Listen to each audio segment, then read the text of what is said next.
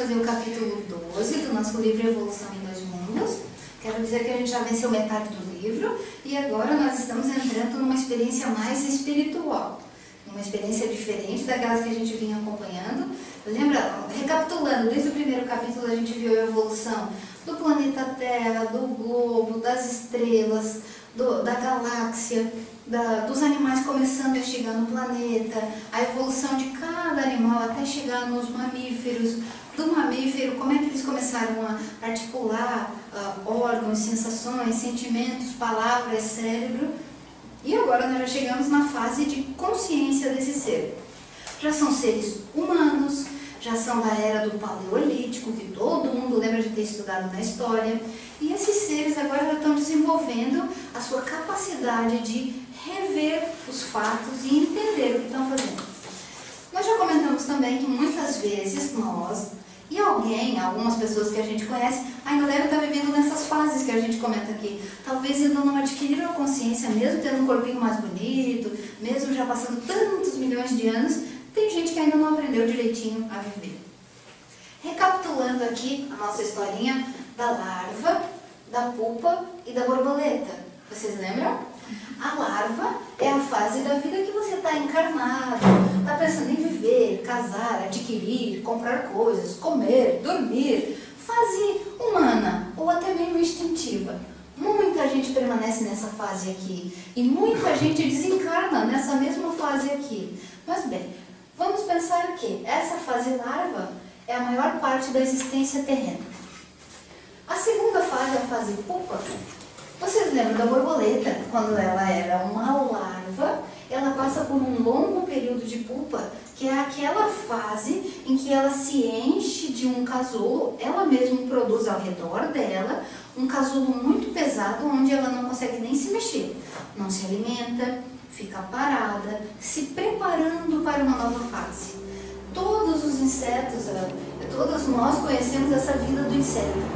A larva, a preparação, pupa e a transformação, borboleta. Essa fase pupa, comparando com nós humanos, é aquela fase onde a pessoa começa a se alimentar menos, ela fica mais parada em casa, começa a se preparar para uma nova vida. Começa a ter mais consciência do que fez, começa a fazer recapitulações, começa a viver melhor, pensar e agir. Começa a ter consciência do que fez com os outros e já ter aquela vontade de devolver o que pegou, de arrumar as situações, de se refazer com seus entes queridos. Todas essas situações que quando a gente passa de uma certa idade, dizem que ali, a partir dos 59 anos, que a gente entra nessa fase pupa. Você começa a rever os seus conceitos, você começa a repensar a sua vida. Bem, depois dessa fase pupa, não é isso. Digamos que a pessoa já consiga virar borboleta. Não é uma borboleta estilo Félix, é uma borboleta do estilo liberdade. Ela fica mais bonita, perde seu corpo físico e tem a chance de viver espiritualmente melhor. Só que a gente sabe que essa seria a história normal. Mas aqui no nosso capítulo 12, a gente vai ver a história sem a fase pupa. O que faria um espírito passar dessa para essa fase? Evolução moral. 2 motivos. Ou evolução moral, quando a pessoa já não precisa mais. Não precisa mais passar pela fase pupa. Durante essa fase larva aqui, ela já foi revendo sua vida. Durante essa fase larva aqui, vamos dizer, estava aqui no grupo Alta de Souza, estudando, toda segunda-feira, revendo seus conceitos. Ou sendo, a pessoa está revendo o que fez, querendo melhorar, a pessoa já faz nessa fase o que ela faria aqui. Por motivo de doença, de acidente, de alguma coisa que faria ela ficar parada repensando. Uma morte cerebral, uma morte, esqueci, quando a pessoa fica na UTI, uma letargia, uma doença, qualquer coisa, um coma, que faria ela passar por isso aqui. Ela já fez antes. Então, não haveria essa necessidade de pupa. Se ela já fez isso antes, ela pode virar borboleta bem mais fácil, sem essa fase de sofrimento. Ou, quando a fase pupa não ia adiantar nada. Ela é tão ruim, com uma evolução tão baixa, que ficar ali tetraplégica, ela vai, ó, cabeça pensando, fala, um doente daqueles chatos, sabe? Que os cuidadores ficam malucos, que não há dinheiro que pague, que a pessoa diz, eu por nada desse mundo eu cuido dessa pessoa, não cuido. Então essa fase de culpa não adianta. Quando a pessoa está ali, parada, não consegue mais desenvolver as suas funções, era para estar repensando na vida, mas não adianta nada. Continua má. A gente fala isso dos presídios, não fala? O que adianta aprender o cara se lá de dentro ele consegue um celular, ele consegue comandar o crime do mesmo jeito? Não adianta. A mesma coisa aqui, quando a pessoa é má, ela não conseguiu ainda a evolução, essa fase de culpa não adianta nada. Ela vai desencarnar, era má, continua má, desencarnou má. O que acontece? Ela não virou uma borboleta muito bonita daí, mas perdeu o corpo. Está livre, leve mais ou menos. Ela desencarna, perde o corpo, para onde é que ela vai? Se ela é má, para junto dos que são afins dela, para os locais de mesma energia dela. Ela vai para os umbrais, comandar ou ser comandada. Se ela vai comandar, já que o perispírito muda, e ela assume seu comando. Ah, que saudade que eu estava daqui. Ou se ela é comandada, mesma coisa, ela muda o seu perispírito, ela recebe quase que como uma obsessão, e já vai lá, junto com os afins, ser escravo lá, trabalhar para o mal, trabalhar para o crime, que era o normal dela. Essa fase não precisa existir, não ia adiantar. Enfim. O nosso capítulo 12 fala sobre alma e desencarnação. Quando o espírito é muito atrasado ou muito adiantado, não precisa passar pelaquela fase pupa. Enfim. As recapitulações não adiantariam nada. Voltando lá para o nosso homem primitivo. O nosso homem primitivo, quando ele começou a receber a morte em casa, que lembra que a gente estava vendo os capítulos, o que ele estava acontecendo? Ele começou a ficar mais educado, mais disciplinado, entender que ele não pode judiar do outro, que senão o outro judia dele, quando a morte começou a aparecer na casa dele. E aí ele gostava da família, ele não era mais tão animalizado, ele gostava da família e de repente ele perdia um ente querido pela morte. Ele começou a ficar mais disciplinado. Quando o desencarnado daquela época perdia o seu corpo, o que ele fazia? Ficava apavorado. Ele não sabia o que fazer. O que ele fazia então? Voltava, perdia ali o corpo, voltava para junto dos seus, vamos dizer, na tribo, na família que ele tinha, junto dos seus. E o que acontecia? Porque ele não sabia para onde ir. A imensidão é grande demais.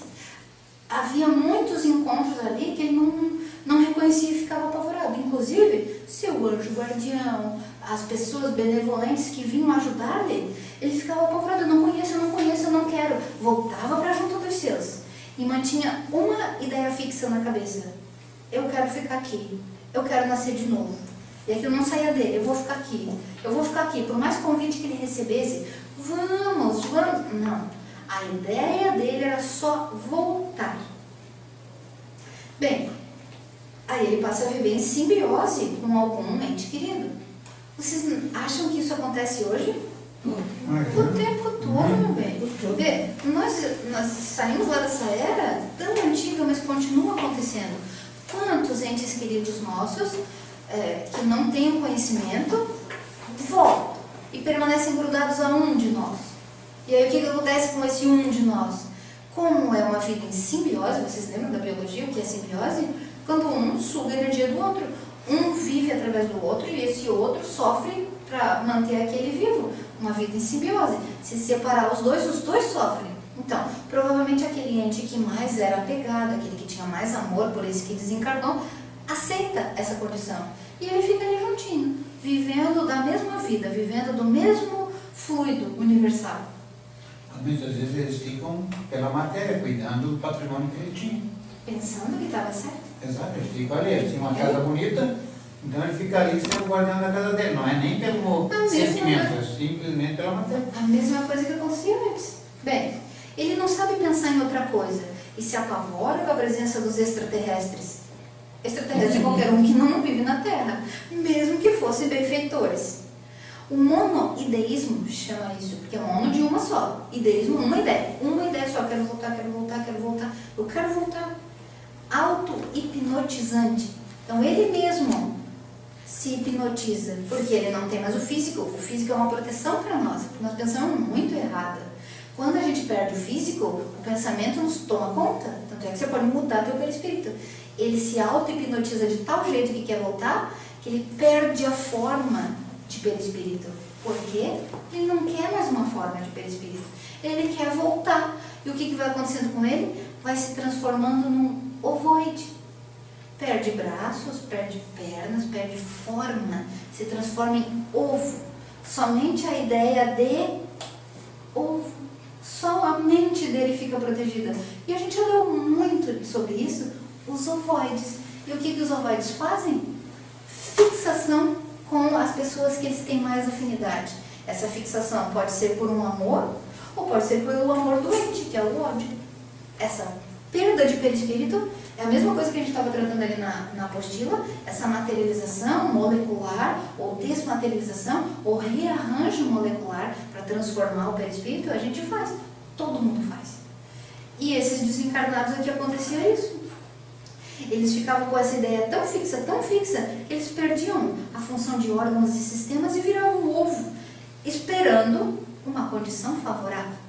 Bem, ovos em encestamento, a gente aprende muito na biologia, principalmente naquela parte que fala sobre o intestino, vocês lembram? As larvas e ovos dos vermes. O que eles ficam esperando? Uma fase favorável para conseguir agir e os ovos se transformarem em larvas e as larvas em um verme adulto, não é assim? A mesma coisa, a biologia é sempre igual para qualquer um. Esses espíritos se transformando em ovos, que é assim que eles ficam ovoides, ficam esperando um dia uma condição necessária, uma condição favorável para que conseguisse voltar como humanos, que eles conseguissem um útero materno, uma mãe, que lhes permitisse a volta. Por vários motivos eles podem perder o corpo espiritual. E aí, é como um ovo que guarda o potencial, sim, igual um ovo de ave. Ali dentro tem uma ave, vai ter, tem todo o potencial para se transformar. Se receber uma condição favorável, se transforma, senão não. Aí até o livro fala, achei engraçado, ou esse ovo recebe o calor de uma mãe ou de uma chocadeira. Daí ele vai receber o corpo físico que ele estava esperando. Já no corpo de mãe, quando já está lá implantado, esse ovoide já conseguiu uma mãe, ele vai renascer. Percebam, esses espíritos aqui, ó, que não passaram pela fase pulpa e já passaram direto aqui, esses se transformam em ovoides, esses por ódio se ligam a alguém, esses por amor divino e não por merecimento próprio, ganham uma mãe para reencarnarem. E o que acontece? Essa reencarnação, ela é compulsória. Eles não têm a condição, a consciência de escolher as coisas como nós tivemos. Eles não puderam escolher nada, simplesmente vieram, foram implantados e vai nascer. O que acontece nessa gestação? Penosa para a mãe, penosa para o espírito, mas renasce. Muitos desses são aqueles que a gente vê jogados no lixo, abandonados, os fetos que são encontrados por aí que foram abortados, enfim. Digamos aqui que ele já conseguiu um corpo de mãe e aí ele começa a recolher as células que ele precisa para reencarnar. Isso acontece com todo mundo. Todos nós que já fomos fetos, já recolhemos as células para nós reencarnarmos. E as condições dessa reencarnação dependem do quê? Do nosso plano reencarnatório, do merecimento de cada um. Se você vai nascer com o pé para trás, se você vai nascer rego de uma perna, se você vai nascer cego do olho, se você vai nascer com uma doença degenerativa crônica, com uma doença familiar, tudo isso estava no teu plano reencarnatório. Então nessa fase aqui, ó, que você é um feto, você vai recolhendo as células que você merece. Não adianta culpar sua mãe, sua família, sua origem, sua genética, é tudo teu, sendo a reencarnação escolhida por você ou compulsória. Já era naquela época, para cumprir o seu plano reencarnatório. E aí, as propensões também emocionais. Tem gente que me diz lá no balcão da farmácia assim, só que eu sou filho de depressivos, eu não escolhi isso, eu não queria depressão para a minha vida. Eu penso, quanta ignorância, coitadinho, ele ainda vai ter que aprender isso. Está culpando ainda o pai e a mãe por ser depressivo. Porque a chance de uma pessoa ser depressiva quando tem um dos pais depressivos é muito grande. Quando tem os dois, então, é quase que certo. Mas de verdade ele merecia aquilo ali. Como o Machadinho disse na palestra de sábado, não adianta tu plantar salsa e querer colher uva. Tu vai colher só se foi o que tu plantou. Não adianta você ter plantado as existências anteriores e querer agora uma mãe amorosa, uma família querida, um corpo maravilhoso e sadio, não adianta.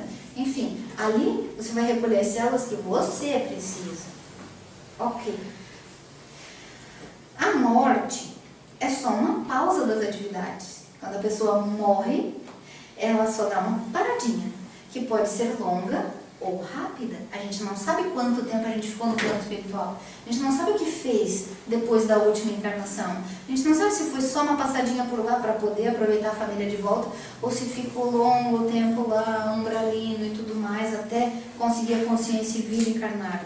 Bem, a gente adquire consciência e volta para pôr em prática o que aprendeu lá. Porque lá é tudo muito bonito. Quando você está sem o corpo, tu entende as burradas que fez, tu sabe o que aprontou de novo, fica com vergonha, fica corajoso, quer voltar. Quando chega aqui, fica bobo. Reclama de tudo, não quer mais fazer, atrasa, enfim. Tanto na morte quanto no renascimento, a mente recapitula toda a experiência. Acontece dos dois lados, sabe? A gente ouve na televisão aquelas experiências de quase morte. Todo mundo já ouviu no Fantástico e tudo mais. A pessoa quase morreu dela, tem aquela experiência. Recapitulei toda a minha vida. Isso quem fez? Foi o teu perispírito, através da tua mente, que não é o cérebro. Porque o cérebro morrendo, a tua mente fica viva. Tanto é que o coma vale para a fase de pupa. O cérebro pode ter morrido, mas a mente não morreu. Você continua recapitulando. Acontece tanto quando morre esse corpo, ou quando você renasce lá na espiritualidade, ou quando você entra ali na vida corpórea de novo. Os dois fatos, quando você passa de uma vida para outra, tem uma recapitulação. E essa recapitulação tem o objetivo de você rever as suas atividades e começar a fazer melhor. Tanto faz essa recapitulação da experiência vivida no corpo ou lá na fase espiritual. De um modo rápido, essa recapitulação imprime nas novas células físicas ou nas novas células espirituais, magneticamente, as diretrizes que estarão sujeitas no novo ciclo. Não é maravilhoso? Tanto faz um lado ou outro. Aí tem um dizer que eu achava bem estranho. Tanto faz o berço ou o túmulo. Você sempre está entrando numa nova fase. O berço ou o túmulo assusta. Assim como quando a gente estava desencarnado, o berço devia ser um horror, né? Ai meu Deus, e agora? O berço ou o túmulo são assustadores quando a gente está na outra fase. Eu já prefiro o berço. Prefere o berço?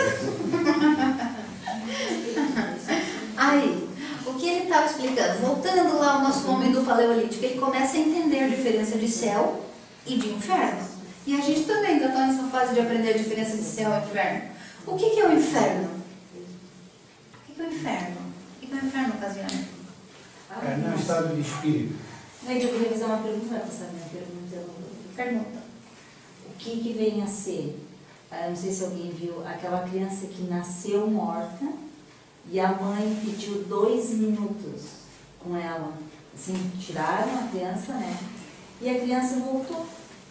Pode ser várias coisas, né? É difícil a gente ver. Pode ter sido físico mesmo, e a mãe tinha plena consciência que a criança precisava daquela experiência para dar valor à vida, ou pode ter sido espiritual. O espíritozinho, vai que o espíritozinho tinha decidido voltar, não tenho coragem, vou. E aí teve toda aquela conjunção da espiritualidade superior para ele voltar. Nunca dá para se avaliar, né? Algo de grande ocorreu ali, porque não é normal. Enfim, o inferno. É um presente de espírito.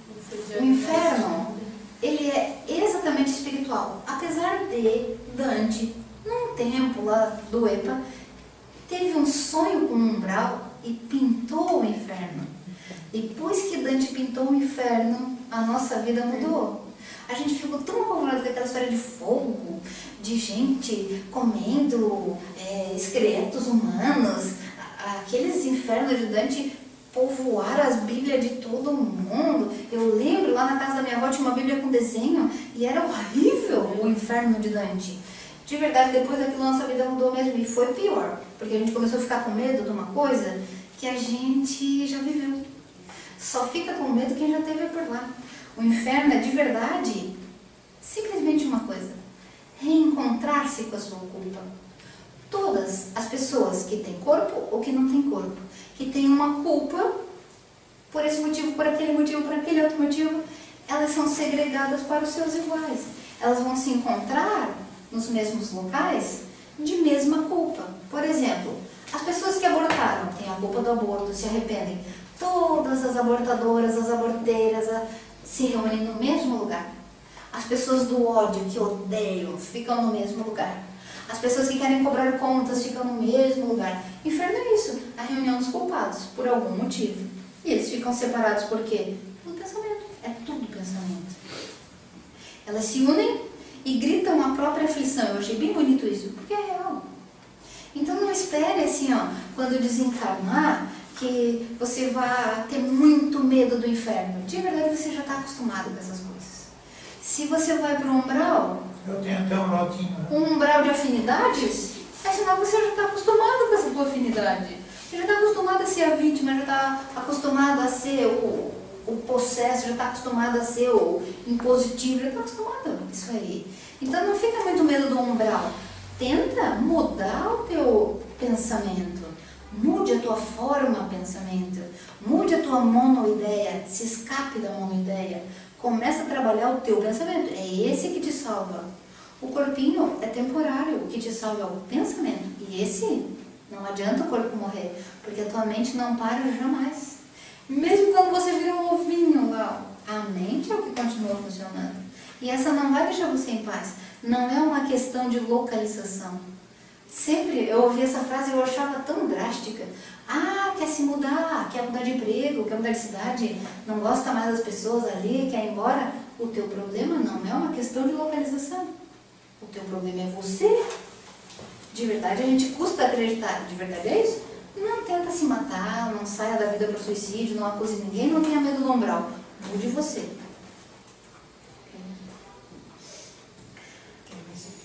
E o céu? É a mesma coisa. São as consciências afins que se reúnem. Só que qual é a diferença? Quando você está nessa fase de céu, você já sabe que errou, você já sabe que aprontou, que fez, mas tem vontade de melhorar. Não quer dizer que você já melhorou. Não quer dizer que você já seja um anjo e tenha asas. Você pode estar na fase de querer o bem, querer melhorar, querer fazer. E aí o que acontece nessa fase de céu? Você recebe ajuda. E a espiritualidade superior te ajuda a sair do lamaceiro que você se encontra. Não quer dizer que ele apague a sua falta, mas quer dizer que ele te ajuda a melhorar. Esse é o céu. E esse é o capítulo 12. Acabou. Fim. O capítulo 13 chama Alma e Fluidos, que era o que eu estava dizendo que na apostila tinha. O que são os fluidos? Tudo aquilo que não se enquadra em sólido, líquido e gasoso. Podemos explicar assim de uma maneira grosseira? São fluidos. O fluido é mais ou menos pastoso, uma coisa mais sutil. Sim. Os fluidos, eles estão tão presentes na nossa vida que a gente nem percebe. É como se eu fosse explicar, aqui dentro dessa sala, o som está andando. Se não tivesse nada aqui, ninguém estaria me ouvindo. Porque o que eu produzo é energia que vai por alguma substância e penetra nos ouvidos de cada um, faz tinir o tímpano de cada um e ouve o som. De verdade, se não houvesse nada aqui, o som não se propagaria. A mesma coisa no universo. Os fluidos estão em nós como o ar aqui presente na nossa sala. Esses fluidos é que transformam a gente desencarnado. Imagine você sem seu corpo, você fica transparente. Aí não adianta mais botar a máscara da boazinha. A máscara não tem problema, porque vai estar tudo exposto ali, ó. Você fica transparente. O que é. O que não é, não é. É aquela historinha que Jesus dizia, não seja morno, seja quente ou frio, não seja morno. Era essa história, eu ficar transparente, pensamentos, atos e palavras. Bem, no nosso homem lá do Paleolítico, ele já tinha vivido, ele já tinha aprendido a ser um pouco mais disciplinado, e ele já tinha morrido. Agora essa fase aqui vai começar a ensinar para ele como se vive após a morte. Aprender a viver no espaço. O que tem no espaço? Tem dia, tem noite, tem as separações que nós temos aqui, tem tempo. O que não tem são estações do ano. O que não dá para medir é igual. O tempo de lá não é exatamente o tempo daqui. As leis que regem as pessoas encarnadas não são exatamente iguais às leis que regem os desencarnados. Mas lá tem regras também, leis também. Bem, quando quando voltam, esses espíritos ficam por lá, aprendem fases longas ou curtas, e eles voltam. Quando voltam, melhores, eles fazem mutações por aqui. Os estudiosos chamam de mutações espontâneas. Vamos dizer assim, ó. Quem estuda biologia sabe que de repente uma espécie vinha de um jeito, de repente desencarna aquela espécie, sofre lá uma alteração, aprende um pouco e quando volta, volta melhor. A gente sempre cita alguns casos assim, que a biologia estudou, que a genética estudou, de mutações genéticas. Por quê? Que de repente uma espécie de planta, de animal, sofreu uma mutação e começou a ser diferente, um diferente melhor. Justamente por isso, porque eles desencarnavam, iam para o espaço, mudavam e quando retornavam no novo corpinho, já era um corpinho melhor. Uma mutação genética que até hoje, fisicamente, não deu para se explicar, nem biologicamente. Aqui o livro explica com propriedade.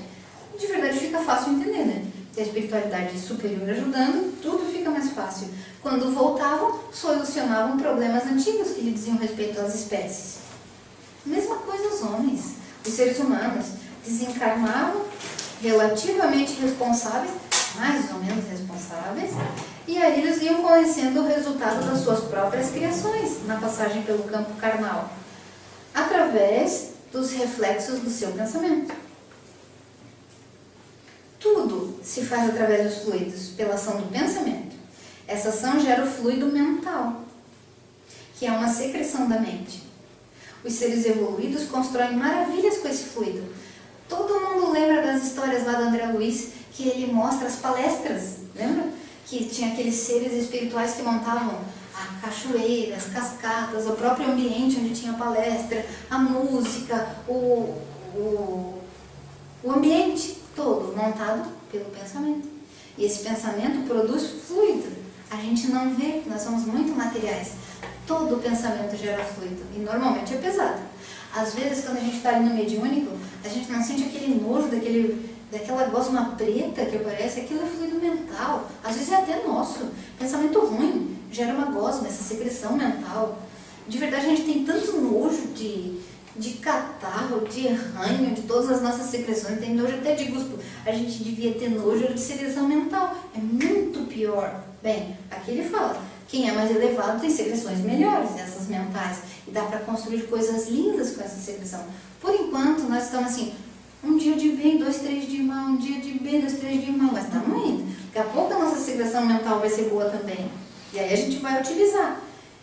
Igual os químicos aqui da Terra sabem manipular as coisas químicas para transformar em outras, esses seres que já estão mais evoluídos sabem manipular essas energias, esses fluidos, essas secreções para fazerem coisas grandiosas. Plasma, é exatamente isso. Essa química que eles fazem com os fluidos. Plasma. Os fluidos se comunicam quase que sem barreiras, então os cérebros se ligam e transmitem imagens que todo mundo pode ver. Tanto é que às vezes aparece o benfeitor espiritual, projetou na tela, não diz assim nas leituras? É exatamente isso. A projeção dele, mental, plasma as imagens. A mesma coisa no campo mais pesado, mais denso dos obsessores. Tudo é plasmado, tudo vira imagem. A gente não fala sempre, a tela mental é exatamente essa. Secreções mentais que mostram imagens aqui, ó, do que você queria fazer, das ideias que você dá para eles, de tudo mais. Através desses fluidos, as entidades auxiliavam os seres lá do Paleolítico a serem mais civilizados, a entenderem melhor a evolução. Eles absorviam muito pouco. Sabe, eles eram desdobrados, levados para lá, recebiam esses fluidos. Quando eles traziam de volta para o corpo, eles entendiam só um pouquinho. Lembra uma época que a história conta que eles evoluíram muito, que fizeram o uso do fogo, a roda, os utensílios de caça. Foi uma época assim fenomenal. Foi quando eles mais conseguiam levar essa gente para se desdobrar, para receber essas informações e para trazer de volta. Foi a época que a espiritualidade mais conseguiu materializar esses ensinos, que era para eles evoluírem um pouco, sabe? A mesma coisa vai acontecer com quem for exilado desse nosso planeta. Vai para um planeta muito pouco desenvolvido. Vai receber ajuda, talvez até de nós mesmos, para conseguir fazer lá daquele campo tudo de novo. Aprender tudo de novo. Vai sair daqui com toda essa tecnologia aí, ó. Celular, televisão, telefone, tudo fácil, radar, tudo que tu conseguir imaginar assim, de moderno. E vai pra lá, que não tem nem fogo, nem roda, nem casa, nem fala. Vai começar tudo de novo lá, para ver se melhora um pouco. Isso aconteceu com eles, ou seja, conosco. Quando fomos exilados de Capela, saímos de um planeta já muito adiantado, mas moralmente abalado, que éramos nós, e viemos para cá viver esse homem aqui, ó, das cavernas do Paleolítico. Nessa época eles receberam enormes ajudas para acelerar o progresso. Arte, beleza, ciência, religião, cultura, tudo do comecinho. E essa história é bem conhecida por nós, né? Então que nós possamos adiantar o nosso conhecimento, receber um pouco mais desses fluidos e cuidar com a emissão dos nossos pensamentos, para que não sejam secreções mentais pesadas para nós. Que assim seja.